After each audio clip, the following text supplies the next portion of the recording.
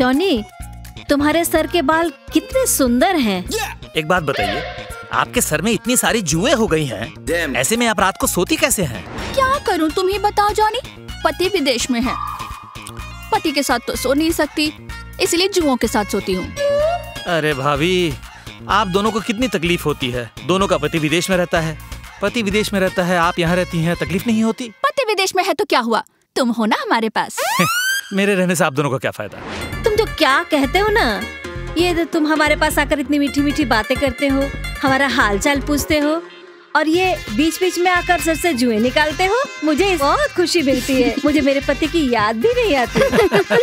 अच्छा, तुम हमसे एक वादा करोगे? जब तक हमारे पति विदेश से वापस नहीं आ जाते, तुम इसी तरह हमारा ख्याल रखोगे? ठीक है भाभी, मैं वादा करता हूँ, जब तक आप दोनों के पति विदेश से वापस नहीं आ जाते, आप दोनों मेरे हो। क्या?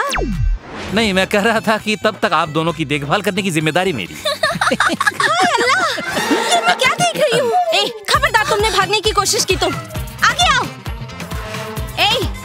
तुम्हारी बीवी रहते इन भाभीयों के साथ क्या कर रहे हो? हाँ, मैं रास्ते से जा रहा था, भाभीयों ने मुझे बुलाया और कहा कि उनके सर में बहुत जुएं हैं, इन्हें जरा निकाल दो, इसीलिए मदद कर रहा था। अच्छा, मैं तुम्हारी बीवी हूँ, तुमने तो कभी मुझसे नहीं कहा कि आओ मैं तुम्हारे सर में तेल लगा देता हूँ, और यहाँ भाभीयों के सर से जुएं निकाल रहे हो। किस लिए बोलो?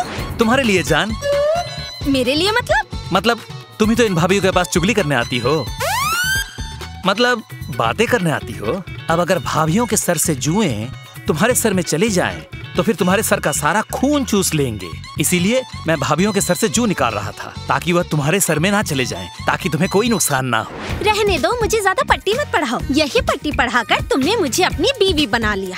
भाभीयों के पति तो विदेश में रहते हैं, तुम इनके जू निकालने के बहाने इन पर लाइन मारने आते हो, मुझे अच्छे से पता है। बेशरम औरतें, तुम दोनों को शर्म नहीं आती? हाँ, तुम्हारे पति विदेश में रहते हैं और यहाँ तुम दोनों पराये मर्द पर डोरे डालती हो। अगर मैंने तुम दोनों को देख लिया मेरे पति के आसपास भटकते हुए, इससे अपनी जुएं निकलवाते हुए, देखना मैं तुम दोनों के सारे बाल नोच लूंगी।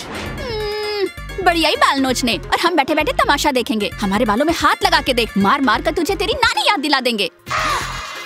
अपने पति की ज्यादा वकालत मत कर, समझे? वरना तेरे पति से शादी करके तेरी सौतन बन जाऊंगी।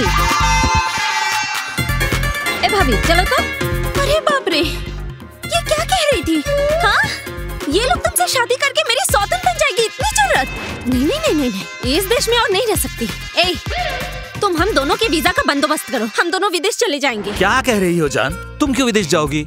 तुम मेरे लिए वीजा लगवा दो, मुझे विदेश भेज दो, मैं वहाँ काम करके पैसे भेजूंगा, तुम्हें हर महीने पैसे मिलेंगे और तुम सिर्फ पाँव पर पाँव रखकर आराम से खाना और सोना। जी नहीं, तुम्हें विदेश भेज दिया तो तुम वहाँ जाकर भी दूसरी औरत के सर से जुएं निकालोगे, फिर उसके साथ वहाँ बैठकर रासलीला करोगे। तुम्हें मैं बहुत अच्छे से पहचानती हूँ, इसीलिए मैं तुम्हें अकेले विदेश नहीं जाने दे सकती। हम दोनों साथ मिलकर विदेश जाएंगे। अरे बाप रे, तुम अपने अब्बा की इकलौती बेटी हो, क्या तुम्हारे अब्बा तुम्हें विदेश जाने देंगे?